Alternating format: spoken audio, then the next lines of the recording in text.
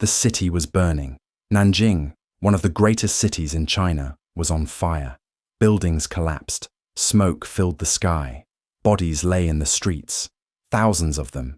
Tens of thousands. It was July 1864. The siege had lasted for months. The people inside had eaten everything. The food, the horses, the rats, the grass, the bark from the trees. Now the walls had finally broken. Government troops were pouring through the gaps. They were not taking prisoners. The defenders knew what was coming. Some fought to the end. Some threw themselves into wells. Some hanged themselves from doorways. Some jumped from the city walls. Anything to avoid capture. By the time the killing stopped, over 100,000 people were dead. Just in Nanjing. Just in one city. And Nanjing was not even close to the worst of it. This was the end of a war that had lasted 14 years. A war that had burned across southern China like a wildfire. A war that had turned cities into graveyards and fields into wastelands. A war that killed 20 million people. Maybe 30 million. The exact number is still debated. But everyone agrees it was the deadliest war of the 19th century. More deaths than World War I. More than any conflict in the 1800s. And it started because one man failed a test. His name was Hong Xiuquan. He was a failed scholar, a nobody from a poor village, a man who could not pass the government exams no matter how hard he tried. Then he had a fever dream. In that dream, he met God, and God told him something that would change everything. Hong Xiuquan was Jesus Christ's younger brother. He was sent to save China, to purify it, to create heaven on earth. He believed it, completely. And 20 million people died because of what he believed.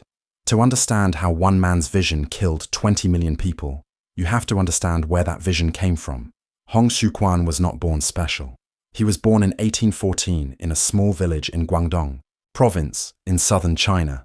His family were Hakka, an ethnic group that was often looked down on by other Chinese. They were poor, farmers. They worked the land and barely scraped by. But Hong was smart. His family noticed this early. He could read and write better than the other village children. He had a good memory. He understood things quickly. His family made a decision. They would invest in Hong. They would pay for his education. They would give him a chance to escape poverty. In China at that time, there was only one way to rise in society: the imperial examination system. The exams were brutal. Every few years, the government held tests. Thousands of men would gather in examination halls and spend days writing essays about Confucian philosophy and Chinese classics. If you passed, you became a government official. You got power, wealth, respect. Your family would be honored for generations. If you failed, you went home with nothing. You had wasted years studying. You had wasted your family's money. You were still a peasant. The pass rate was less than 1%. Hong Xiuquan studied for years. He memorized Confucian texts. He practiced writing essays. He learned the exact style the examiners wanted. In 1836, when he was 23 years old, he traveled to Guangzhou, the provincial capital, to take the exam. He failed. It was humiliating. While he was in Guangzhou, a Christian missionary had been handing out pamphlets on the streets, short booklets explaining Christianity in Chinese. Hong took one. He stuffed it in his bag and forgot about it. He went home. He studied harder. In 1837, Hong took the exam again. He failed again. This failure hit harder. Hong went home, devastated. Then he got sick, a terrible fever. He was bedridden for weeks, delirious, hallucinating. His family thought he was going to die. Hong had visions. In these visions, he saw an old man with a golden beard and a black robe.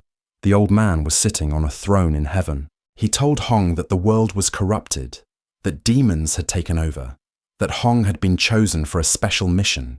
Then a younger man appeared. He had a golden beard too. He called Hong younger brother. He gave Hong a sword. He taught Hong how to slay demons. Together, Hong and this man fought demons across heaven and earth. They killed thousands of them. They purified the world. Then Hong woke up. He recovered from the fever. He was weak, confused, but alive. His family was relieved. They thought the worst was over. Hong went back to his normal life. He became a village school teacher. He taught children to read and write. He tried to forget about the exams. For 6 years, Hong lived quietly. The visions faded. They became just strange memories from when he was sick. Then, in 1843, everything changed. Hong took the exam for a third time. He failed. He went home angry and frustrated. He was looking through his old belongings when he found the Christian pamphlet from 1836. The one the missionary had given him 7 years earlier. He had never read it carefully. This time he did. The pamphlet explained the Christian God. It talked about heaven and hell. It talked about Jesus Christ, the Son of God, who came to earth to save humanity from sin. Hong read it. Then he read it again. And suddenly, everything clicked. The old man with the golden beard in his vision, that was God, the Father in heaven. The younger man who called him brother, that was Jesus Christ, the Son of God, which meant Hong Xiuquan was also a son of God, Jesus' younger brother, sent to earth on a mission. The demons in his vision were not demons. They were the false gods of China, the Confucian system, the Buddhist temples, the Qing dynasty that ruled China. God had shown Hong the truth. China had fallen away from the true faith. The Qing emperors were Manchus, foreigners from the north who had conquered China 200 years earlier. They worshipped false idols. They oppressed the people. Hong's mission was clear. He had to save China. He had to destroy the demons. He had to establish the heavenly kingdom on earth. Hong took the exam one more time in 1844, his fourth attempt. He failed again. 4 failures total. Hong was now 30 years old. He had spent his entire adult life preparing for these exams. His family had spent everything they had to support him, and he had nothing to show for it. But now Hong had something the exam system could never give him. He had a divine mission. Hong was not crazy, not in the way you might think. He was deeply traumatized. He had spent 15 years trying to succeed in a system that rejected him over and over.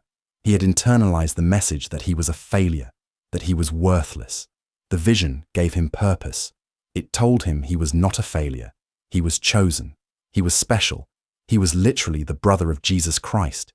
It was delusion, but it was a delusion that made sense of his suffering. And once Hong believed it, he believed it completely. He started preaching. He went to his home village. He told people about the true God.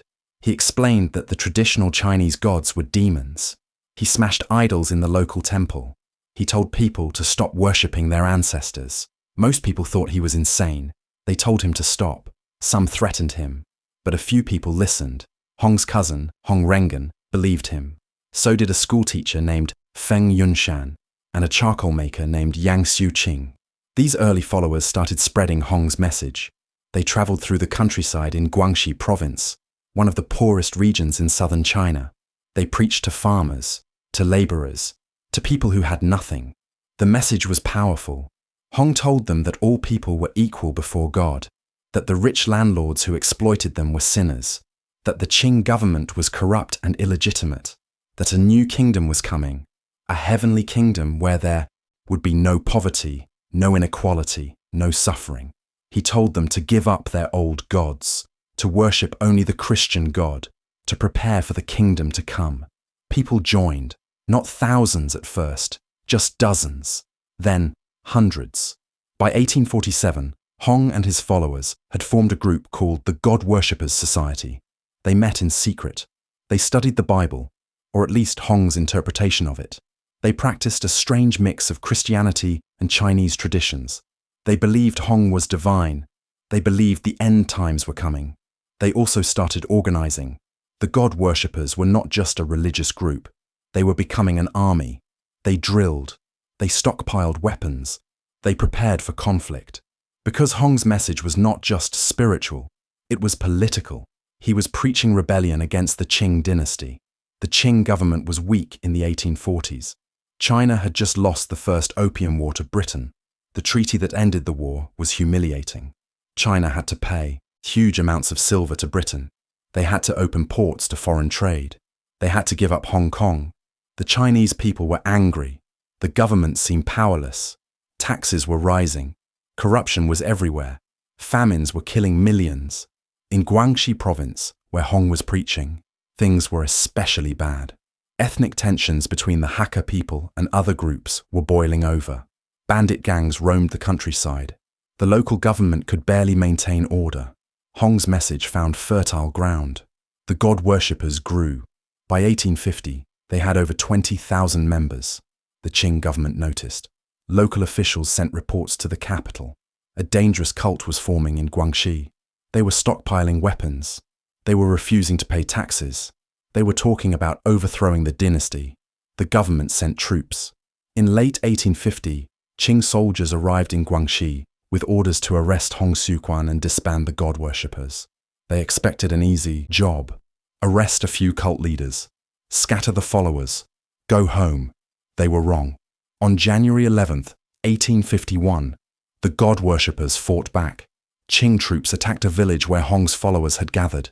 They expected the villagers to surrender. Instead, they were met with organized resistance. The god worshippers had been preparing for this. They had weapons. They had discipline. They had leaders who knew how to fight.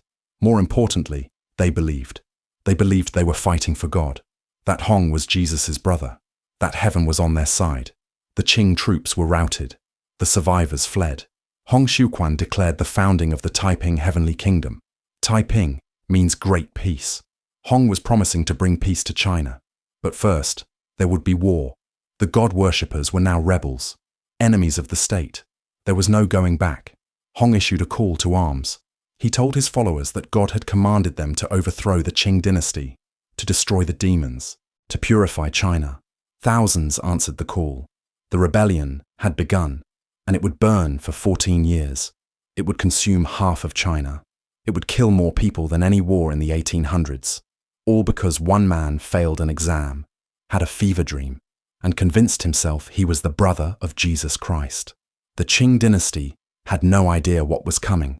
The first battle was supposed to be the last. The Qing government sent 5,000 soldiers to Guangxi province in early 1851. Their orders were clear: destroy the god worshippers, kill the leaders, end the rebellion before it spread. The commanders were confident. They had professional soldiers. The god worshippers were just peasants with farming tools. This would be over in days. It was not. The Taiping forces, that is what they called themselves now, the soldiers of the Great Peace, fought like men possessed, because they believed they were. They believed God was fighting alongside them, that death in battle meant going straight to heaven. They did not retreat. They did not surrender. They charged into Qing battle lines, screaming prayers and swinging swords. The Qing soldiers broke and ran. News of the victory spread. More people joined. The god worshippers had started with 20,000 followers. By the summer of 1851, they had 50,000.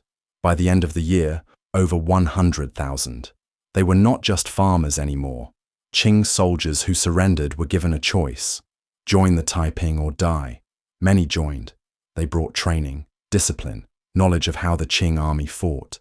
The Taiping forces got better, stronger, more dangerous, and they kept winning. The Taiping army moved north through Guangxi province. They attacked Qing garrisons. They seized weapons and supplies. They burned government buildings. Every town they took, they converted. Forced conversion at sword point. Join the true faith or die. Smash your idols. Worship the Christian God. Obey Hong Xiuquan, the brother of Jesus. Some people joined willingly. The Taiping promised land redistribution, equality, an end to corruption. For poor farmers who had been exploited for generations, this sounded like paradise. Some people joined because they had no choice. The Taiping did not leave neutrals behind. You were with them or against them, and the people against them died. By 1852, the Taiping controlled much of Guangxi province. The Qing government was panicking. This was not a small uprising anymore. This was a full-scale rebellion. They sent more troops. Tens of thousands, the best units they had. It did not matter. The Taiping kept winning. Part of the reason was religious fervor. The Taiping soldiers believed they were invincible, that God protected them, that dying for the heavenly kingdom was the highest honor. Part of the reason was better leadership. Hong Xiuquan was not a military commander. He stayed in the rear, preaching and giving visions. But his top generals were skilled. Yang Xiuqing, the charcoal maker, who had been one of Hong's first followers, turned out to be a brilliant strategist. He organized the army. He planned the attacks. He knew when to fight and when to retreat.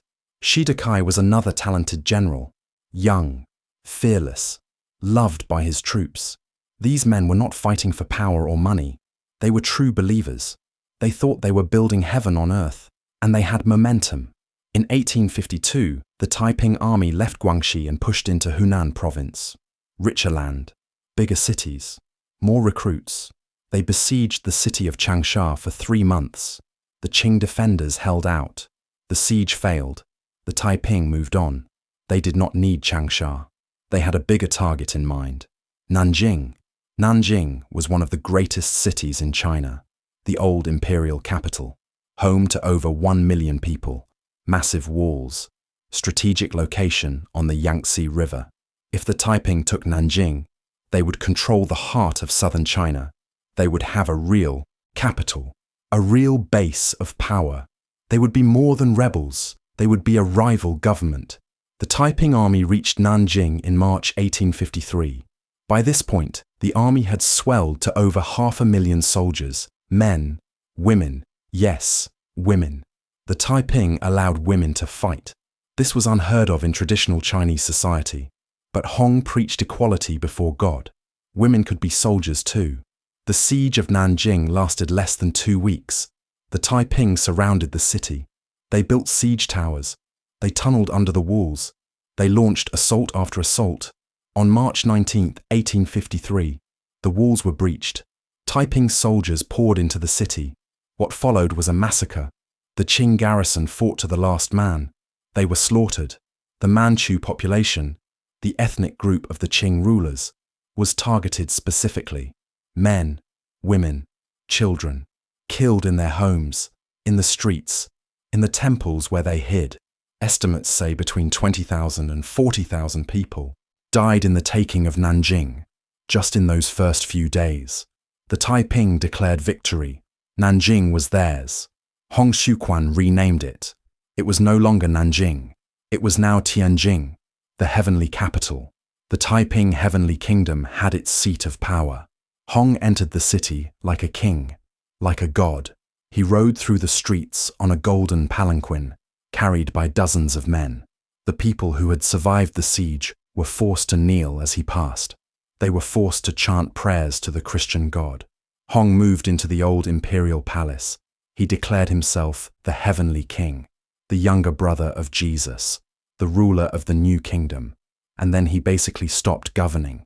Hong was not interested in administration. He was interested in visions, in prophecy, in building his heavenly paradise. He filled the palace with concubines. Official Taiping law banned adultery and prostitution for common people. But Hong was special. He was divine. The rules did not apply to him. He took dozens of concubines. Some sources say over 100. Young women from the city, forced to serve the heavenly king. Hong rarely left the palace. He rarely met with his generals. He spent his days writing religious texts, having visions, issuing bizarre decrees. The actual governing was done by his top leaders. Yang Shuqing took control of the military. Shi Dakai managed logistics. Hong Rengan, Hong's cousin, handled some administrative tasks.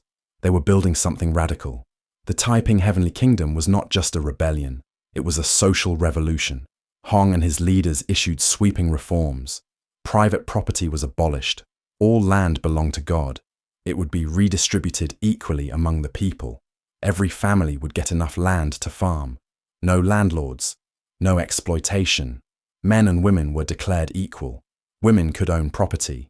They could take exams for government positions. They could serve in the army. Foot binding, the painful practice of breaking young girls' feet to make them smaller, was banned. Opium was banned. Tobacco was banned.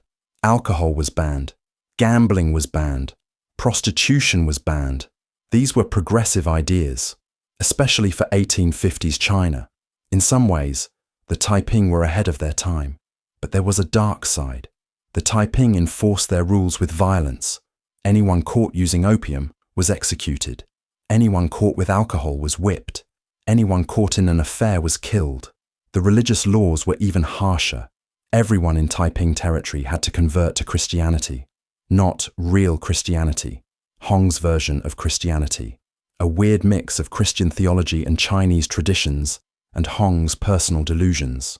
Buddhist temples were destroyed, Confucian shrines were smashed, traditional Chinese religious practices were banned. Anyone caught worshipping the old gods was executed as a demon worshipper. People who refused to convert were killed.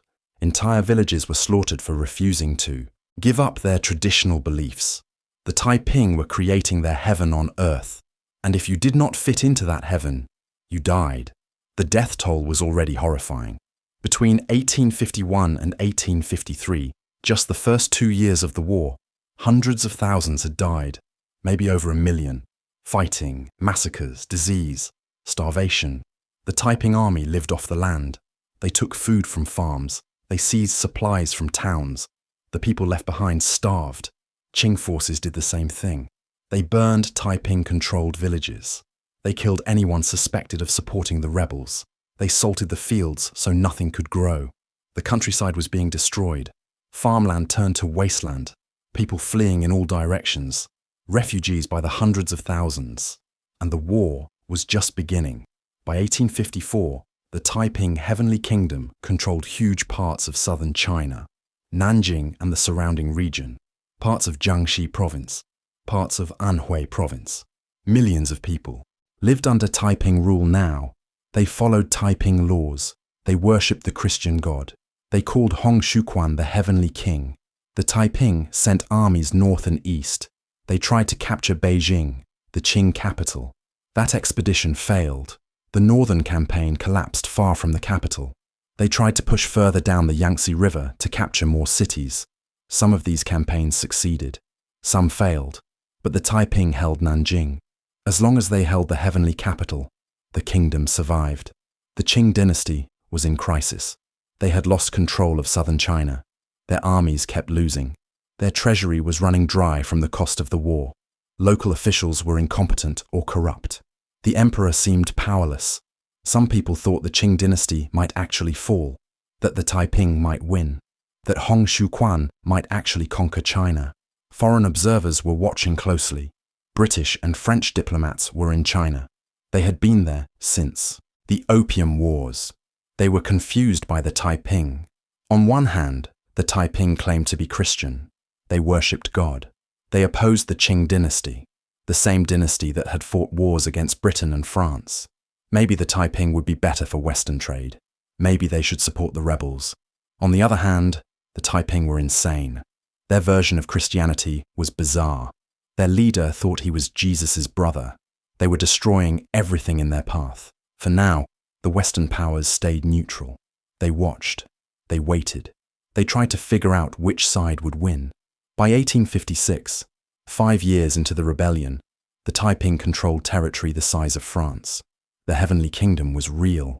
It had an army, a capital, courts, tax collectors, millions of subjects. But inside the palace at Nanjing, something dangerous was happening. Yang Shuqing had started going into trances. He would collapse during meetings. His eyes would roll back. He would speak in a different voice, the voice of God the Father. And God had messages. God was displeased with Hong Shuquan. The Heavenly King was spending too much time with his concubines, not enough time leading. God wanted Yang to have more authority. Hong listened to these messages. He had to. If he questioned them, he would be questioning God himself. Yang's power grew. He started making decisions without consulting Hong. He gave himself new titles. He built his own palace compound. He took his own concubines. The other generals watched this. They said nothing. But they were not blind. Shida Kai saw what was happening. Yang was trying to replace Hong. Maybe not openly, maybe not yet. But the ambition was clear. The Taiping Heavenly Kingdom had spent 5 years fighting the Qing dynasty. Now it was about to start fighting itself. The killing started at night, September 2nd, 1856. Wei Changhui rode into Nanjing with 3,000 soldiers. He was one of Hong's top generals, a loyal commander, a man who had fought since the beginning. Hong had sent for him, secretly, with orders. Kill Yang Shuqing. Wei's soldiers surrounded Yang's palace compound. No warning, no negotiations. They broke down the gates and poured inside. Yang's guards tried to fight.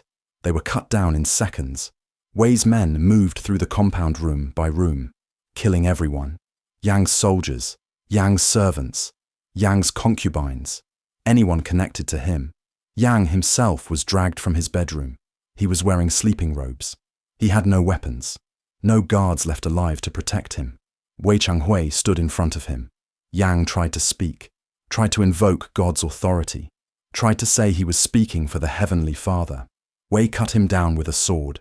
Yang Xiuqing, the man who had built the Taiping army, who had planned the victories, who had spoken for God, died on the floor of his own palace. But Wei did not stop there. Hong's orders had been clear. Not just Yang. Everyone connected to Yang. Everyone who might seek revenge. Everyone who might question what happened. Wei's soldiers fanned out across Nanjing. They had lists, names, families. Yang's relatives were hunted down. His friends, his supporters, anyone who had benefited from his rise to power. They were dragged into the streets and executed. Swords, spears. Some were beheaded in public squares. Some were thrown into the Yangtze River to drown. The killing went on for days. Estimates vary. Some sources say 3,000 people died. Some say 20,000. Some say 30,000. The Taiping called it the Tianjin Incident, a polite name for a massacre. Hong Xiuquan stayed in his palace through all of it. He did not watch. He did not stop it. He just waited for Wei to finish. When it was over, Hong issued a proclamation. Yang Xiuqing had been a traitor. He had tried to usurp the Heavenly King's authority. He had falsely claimed to speak for God. His execution was divine justice. The people of Nanjing were ordered to celebrate that the traitor was dead, celebrate that the Heavenly Kingdom had been purified. No one celebrated. They just tried to stay alive. Shidakai was not in Nanjing when the purge happened. He was leading a campaign in the west. When news reached him, he rode back immediately. He arrived a week after the killing stopped. He walked through the city, saw the blood in the streets, saw the bodies floating in the river, saw the burned-out compounds where Yang's supporters had lived. Shi demanded a meeting with Hong. Hong refused to see him, sent a message instead. Yang was a traitor. The purge was necessary. Shi should return to his campaign. Shi did not return to his campaign. He knew what this meant. Wei Changhui had too much power now. He had just killed 30,000 people on Hong's orders. He was dangerous, unpredictable, and Shi had been close to Yang. He had worked with Yang, fought alongside him. If Wei decided Shi was also a threat, Shi would be next. Shi gathered his officers, told them what he suspected. Some agreed with him. Some thought he was being paranoid. They were wrong. Shi was not paranoid. In November 1856, 2 months after Yang's death, Wei Changhui made his move. He sent soldiers to Shi Dakai's compound. The same tactic he had used on Yang. Surround the house. Kill everyone inside. But Shi had been expecting this. He was not home. He had moved his family to a different location. Hidden them. Or so he thought. Wei's soldiers found them. Shi's mother, his wife, his children. They were all in the compound Wei's men raided. They were all killed. When Shi heard the news, he did not cry. He did not scream. He just stood there for a long time, staring at nothing. Then he made a decision. He gathered his army, his personal forces, thousands of soldiers loyal to him. He marched on Nanjing, not to attack Hong, to attack Wei Changhui. Shi sent a message to Hong. Wei had gone too far. Wei had murdered innocent people. Wei was the real traitor. Execute Wei, or Shi would do it himself. Hong was terrified. He had 2 of his best generals about to fight each other. The Heavenly Kingdom was tearing itself apart.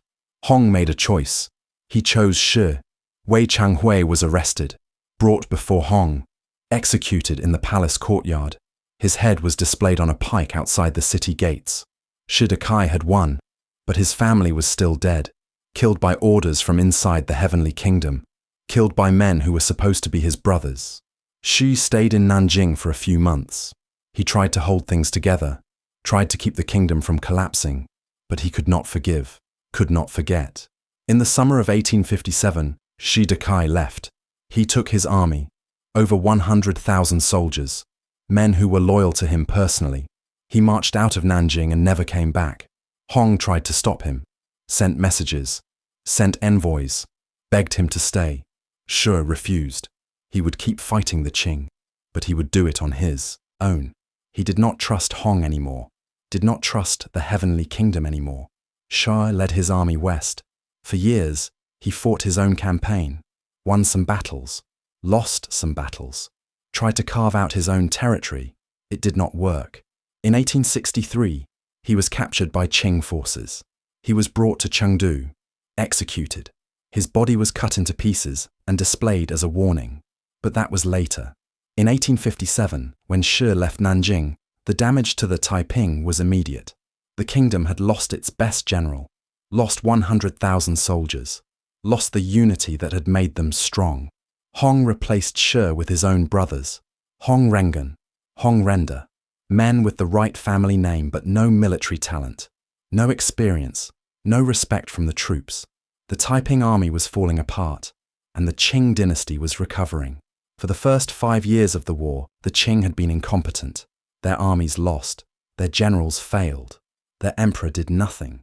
But by 1856, new leaders were emerging. Zheng Guofan was a scholar, a Confucian official. He had no military training, but he understood something the other Qing commanders did not. You could not beat the Taiping with the regular Qing army. It was too corrupt, too poorly trained, too demoralized. You needed something new. Zheng built his own army, the Xiang army. He recruited from his home province of Hunan, trained them personally, paid them properly, gave them discipline, and he taught them to fight like the Taiping. Religious fervor, loyalty to the commander, no retreat, no surrender. The Xiang army started winning battles. Zheng's strategy was simple. Do not try to capture Nanjing directly. Too strong, too well defended. Instead, strangle it. Cut the supply lines. Capture the cities around Nanjing. Take control of the Yangtze River. Starve the Taiping capital slowly. It was working. By 1858, the Taiping controlled less territory than they had in 1856. City after city fell to the Xiang army. The supply routes to Nanjing were being cut off one by one. Inside Nanjing, food was getting scarce. Morale was dropping. The population was suffering. Hong did not care. He was still in his palace, still having visions, still writing religious texts, still convinced that God would deliver victory. His generals knew better. They could see the kingdom was dying, but they could not say it. Anyone who questioned Hong's divine authority was executed as a traitor, so they said nothing, and the kingdom kept dying. Then something unexpected happened. The foreigners chose a side. For years, Britain and France had stayed neutral. They sold weapons to both sides. They traded with whoever controlled the ports. They watched and waited. In 1860, they made a decision. The Taiping were too unstable, too unpredictable. Hong's version of Christianity was too bizarre. The Heavenly Kingdom was destroying trade, burning ports, killing merchants. The Qing dynasty was corrupt and weak, but at least they were predictable. At least you could do business with them. Britain and France backed the Qing. They did not send large armies, but they sent officers, military advisors, weapons, modern artillery, steamships, and they sent a man named Frederick Townsend Ward. Ward was an American adventurer, a soldier of fortune. He had fought in Mexico, in California, in a dozen other places. He came to China looking for money.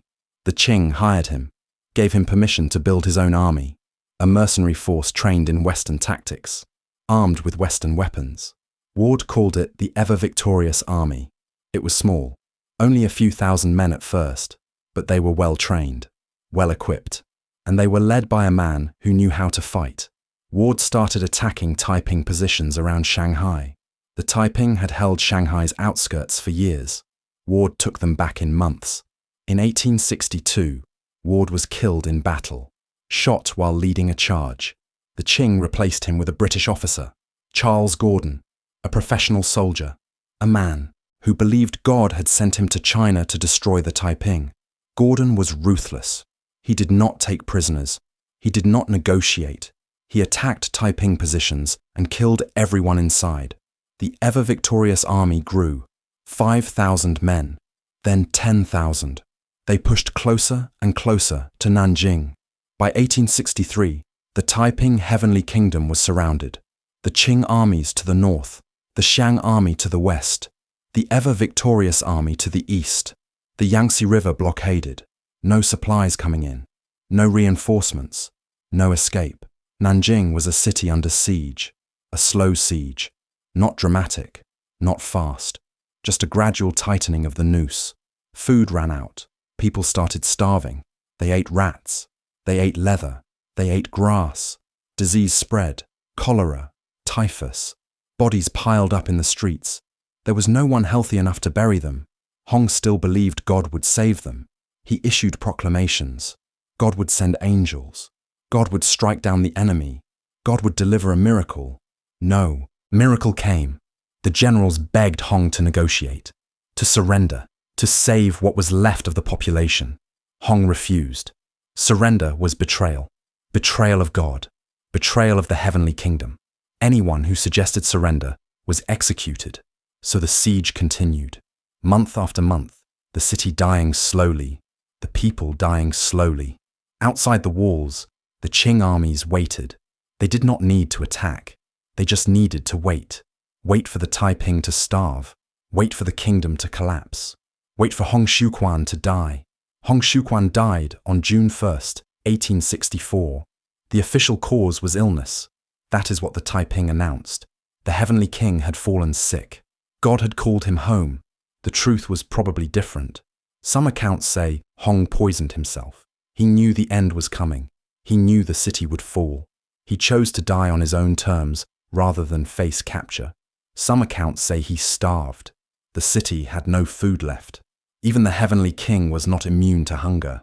He ate weeds from the palace gardens. They made him sick. He died. Some accounts say his own people killed him. Generals who were tired of his delusions, who wanted to negotiate surrender, who needed Hong gone to save what was left of the population. We will never know for certain. Hong died in his palace. His body was buried quickly, secretly. No one recorded where, but he was gone. The man who thought he was Jesus' brother, the man who had started a war that killed millions, the man who had built a kingdom on madness, dead at 50 years old. His son took over. Hong Tianguifu was 15 years old, a boy. He had lived his entire life inside the palace at Nanjing. He had never commanded an army, never governed a city, never done anything except study his father's religious texts. Now he was the heavenly king. The generals tried to keep Hong's death secret. They feared the soldiers would lose hope. They feared the people would surrender. They feared the Qing would attack immediately if they knew the king was dead. But secrets do not last in a dying city. Within days, everyone knew. Hong Xiuquan was gone. A 15-year-old boy was in charge. The heavenly kingdom's last hope had disappeared. Some soldiers deserted that night. They climbed over the walls under cover of darkness. They surrendered to the Qing forces outside. They took their chances with the enemy rather than die in a doomed city. Some soldiers stayed, not out of loyalty to the boy king, out of fear. The Qing had made their position clear. No mercy for Taiping soldiers. Surrender meant execution. At least inside the city, they could keep fighting, keep living a little longer. The Qing commanders heard the news. Hong was dead. The kingdom was leaderless. It was time to attack. Zhang Guofan gave the order. His brother Zhang Guoquan commanded the forces surrounding Nanjing. Over 100,000 Qing soldiers, artillery, siege towers, everything they needed. The assault began on July 19, 1864. The Qing had been preparing for months. They had built tunnels under Nanjing's walls, packed them with explosives, gunpowder barrels, thousands of pounds of black powder. At dawn, they lit the fuses. The explosions tore through the city walls. Massive sections collapsed. Stone and dust and smoke erupted into the sky. The noise echoed for miles. The walls that had protected Nanjing for over a decade were gone. Shattered. Open. Qing soldiers poured through the gaps. The Taiping defenders tried to fight. They formed lines in the rubble. They fired muskets. They swung swords. They died where they stood. But they were starving, weak, sick. They had been under siege for months. They could barely stand. They could barely hold their weapons. The Qing troops were fresh, fed, armed. They swept through the breaches like a flood. By noon, the Qing controlled the outer districts. By evening, they were fighting in the streets near the palace. The Taiping boy king fled. Hong Tianguifu was smuggled out of the city by a handful of loyal generals. They escaped through a small gate on the north side. They rode into the countryside with a few hundred soldiers. They would run for months, chased across provinces. Finally captured in October 1864, the boy was brought to Beijing, executed, strangled with a silk cord, the traditional method for executing royalty. He was 15 years old. He had been king for 6 weeks. Inside Nanjing, the killing had not stopped.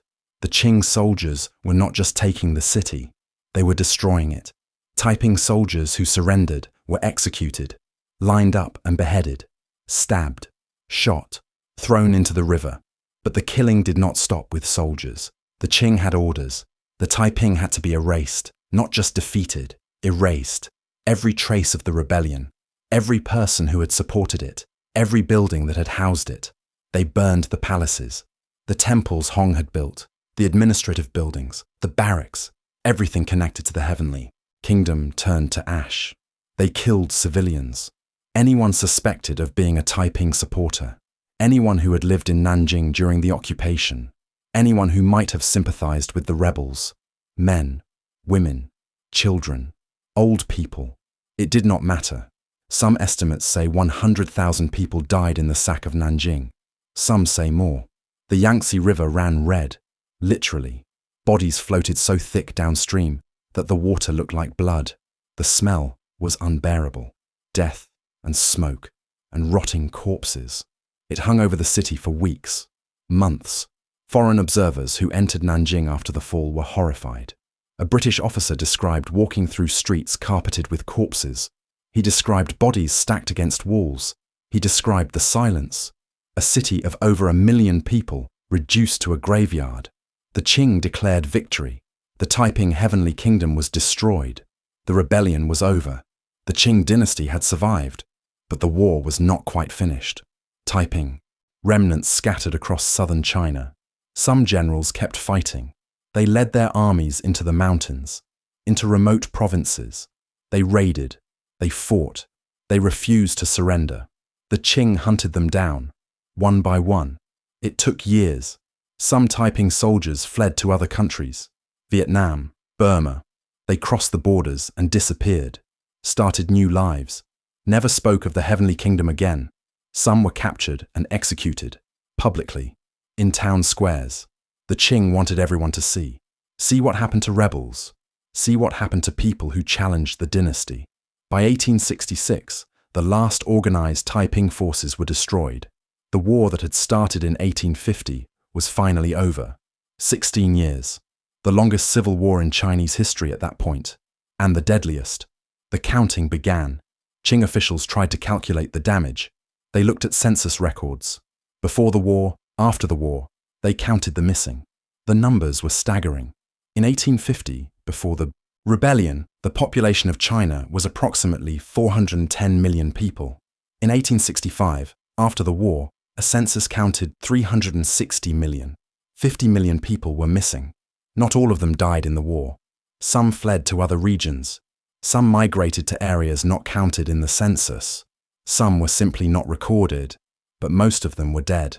Historians today estimate between 20 and 30 million deaths directly caused by the Taiping Rebellion. To put that in perspective, World War I killed about 17 million people. The American Civil War killed about 750,000. The Napoleonic Wars killed about 5 million. The Taiping Rebellion killed more than all of them. The deaths came from many sources. Battle deaths. Soldiers killed in combat. Estimates say several million. The exact number is unknown. Record-keeping during the war was poor. Massacres. The Taiping killed Qing civilians. The Qing killed Taiping civilians. Both sides committed atrocities. Mass executions. Entire villages wiped out. Millions died this way. Starvation.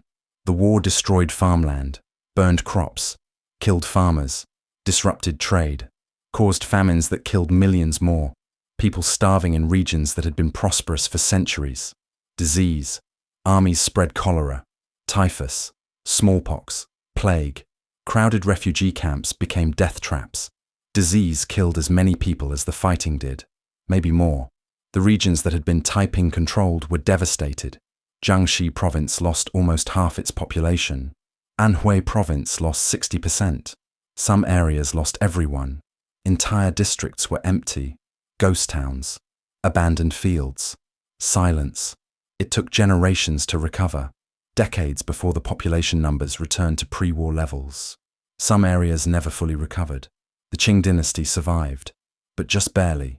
They had won the war, but they had lost their strength. Their treasury was empty. Their armies were exhausted. Their authority was shaken. The dynasty would last another 50 years, but it was a slow decline. They never regained the power they had before the rebellion. In 1912, the Qing dynasty finally fell, overthrown by revolutionaries. China became a republic. Some historians argue the Taiping Rebellion was the beginning of the end for the Qing, that it destroyed the dynasty's legitimacy, that it showed the government could be challenged, that it planted the seeds for the revolution that would come decades later. The foreign powers learned a lesson too. They had backed the Qing, they had helped crush the Taiping, but they had also seen how weak the Qing really were, how close they had come to collapse. Britain, France, other European nations. They started carving out spheres of influence in China, controlling ports, controlling trade, treating the Qing government like a puppet. China's century of humiliation, the period when foreign powers dominated the country, began during the Taiping Rebellion and continued for nearly 100 years. Nanjing, where it all ended, was rebuilt. Modern buildings replaced the palaces. New streets covered the old blood. Life returned. But there are memorials, small ones, museums that tell the story, monuments to the dead, millions of them, most with no names, no graves, no one to remember them. They died in battles no one recorded, in massacres no one counted, in famines no one prevented. They were farmers, merchants, soldiers, mothers, children, people who just wanted to live their lives, people who got caught in a war they did not start and could not stop. Hong Xiuquan is buried somewhere in Nanjing. No one knows where. His grave was never marked. His body was never found. The man who thought he would change the world disappeared without a trace. The war he started killed more people than World War I, changed the course of Chinese history, opened the door for foreign domination that would last a century. And it started because one man failed an exam and had a fever dream. If this story stayed with you, leave a comment below. Tell me, was Hong a revolutionary hero or a delusional madman, or something more complicated than either label? And did you know about the Taiping Rebellion before today? Subscribe and turn on notifications if you want more stories like this.